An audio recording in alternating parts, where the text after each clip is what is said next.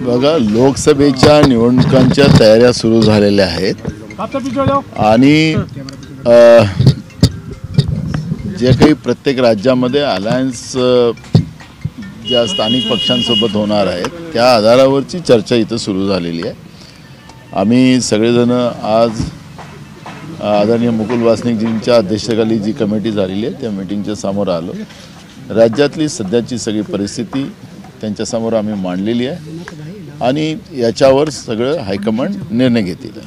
वंचित बहुजन आघाडीच्या संदर्भात काही चर्चा झाली आहे का बैठकीत? मी तुम्हाला तेच सांगितलं की आम्ही राज्यातली सगळी चर्चा त्या ठिकाणी मांडलेली आहे आणि त्याच्यावर हायकमांड निर्णय घेईल। एक 16-16-16चा एक फॉर्म्युला पुढे आला होता, ती काय वास्तविकता त्याच्यामध्ये? तुम्हाला तेच सांगितलं ना की आम्ही सगळी स्थिती मांडलेली आहे, त्याच्यावरचा हा फॉर्म्युला हायकमांड डिसाईड करेल।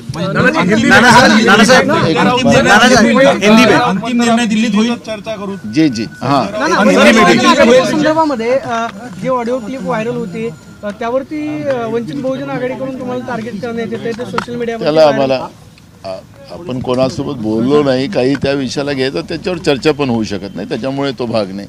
आज हम लोग यहाँ पर जो अलायंस के बारे में हाईकमांड ने जो कमेटी बनाई आदरणीय मुकुल वासनिक जी के नेतृत्व में, उनके सामने हम सब लोग आए और राज्य की राजनीतिक आज की जो स्थितियाँ हैं उनके बारे में उनको अवगत कराएं और ये सब बातों पे हाईकमांड डिसीजन लेगी। कोई फॉर्मूला डिसाइड हुआ है सर?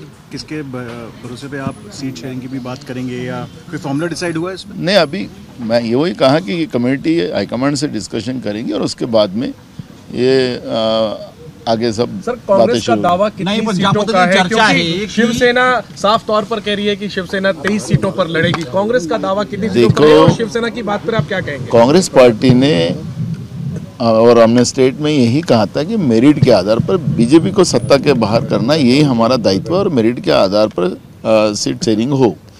तो मुझे लगता है कि हमारे अलायंस भी उस बात को एक्सेप्ट करेंगी और ये जगह किसको कम मिल रही है किसको ज़्यादा, इस पे चर्चा नहीं होगी, मेरिट के आधार पर डिस्कशन होगा। शिवसेना की बात पे क्या कहेंगे सर, जिस तरीके से संजय राउत कह रहे हैं कि 23 सीटों पे शिवसेना लड़ेगी? अरे भाई, संजय राउत साहब है, उनके बारे में हम लोग यहाँ डिस्कशन क्या कर सकते? मोपलवारांनी राजीनामा दिला आहे, एक अधिकारी आहेत आणि त्यांनी अचानक राजीनामा दिल्यामुळे काय नक्की कारण आहे? वरतून सांगितलं गेलंय की निवडणूक लढवणार आहे। मोपलवारांचे खूप सारे इश्यू आहेत, त्याच्यावर योग्य वेळेस योग्य पद्धतीने काँग्रेस मांडेल। मात्र जागा वाटपा संदर्भामध्ये आजपासून चर्चा सुरू झाल्याची माहिती मिळते, काय होणार आहे? ते सांगितलं मी तुम्हाला की चर्चा सुरू झालेली आहे, ती आम्ही भूमिका मांडलेली आहे आणि माननीय हायकमांड याच्यावरचे निर्णय घेतील।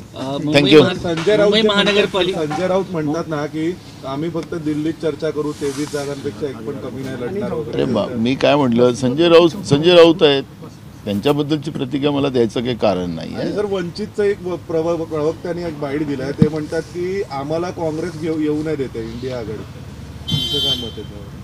त्यांच्याबद्दलची चर्चा पण आता तुम्हाला लक्षात असेल की त्यांचं अलायन्स जे झालेलं आहे ते शिवसेनेबरोबर झालेलं आहे आणि काँग्रेसचं अजूनही कुठली चर्चा त्यांच्याबरोबर सुरू झालेली नाही आहे। त्याच्यामुळे आम्ही येऊ देतो की नाही येऊ देतो, त्यांचं शिवसेनेशी चर्चा सुरू आहे आणि त्यांच्याबद्दलचाही निर्णय उद्धव ठाकरे साहेब असतील, आमचा हायकमांड असेल तेव्हा बसल्यानंतर त्यांचाही निर्णय होईल। त्याच्यामुळे येऊ देत नाही येऊ देत असा काही भागच नाही आहे। तो अलायन्सचे ते आता सध्या पार्टनर पण नाही आहेत, इंडिया अलायन्सचे पण पार्टनर नाही आहेत, त्यांच्याबद्दलची चर्चा भविष्यात होईल। सातत्याने लोकसभा आता विधानसभेची चर्चा होती, पण राज्यामध्ये महानगरपालिकांच्या निवडणुकांच्या संदर्भात कोणी बोलायला तयार नाहीये।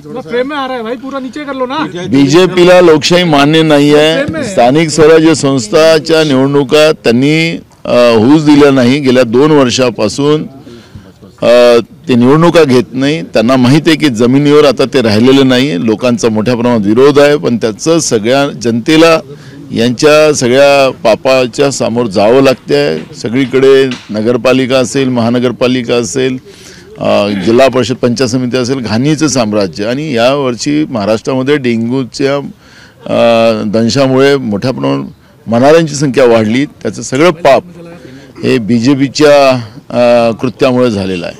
नाना, एक हे झालं. चला, हिंदी. शेतकऱ्यांचा प्रश्न आहे. हिंदी. महाविकास आघाडीच्या संदर्भात अरे, तुमच्या हिंदी. आगामी काळात काही बैठक होणार आहे शेतकऱ्यांचा का प्रश्न महाराष्ट्रामध्ये? आहे. या 26 जानेवारीला देशभरातील शेतकरी पुन्हा एकदा किसान रॅली काढणार आहेत ट्रॅक्टरची.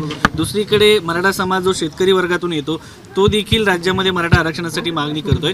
शेतकऱ्यांचा प्रश्न या निमित्ताने पुन्हा एकदा आरेनेवर आलाय.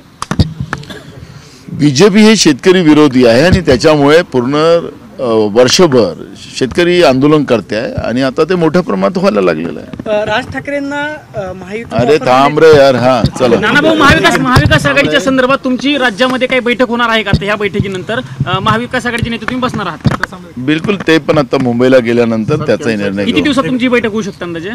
मुंबईत गेल्यानंतर आम्ही निर्णय घेऊ. मात्र हा बोलो. हिंदी हिंदी. नाना, एक प्रश्न. राज ठाकरेंना अरे नाही रे थांब रे.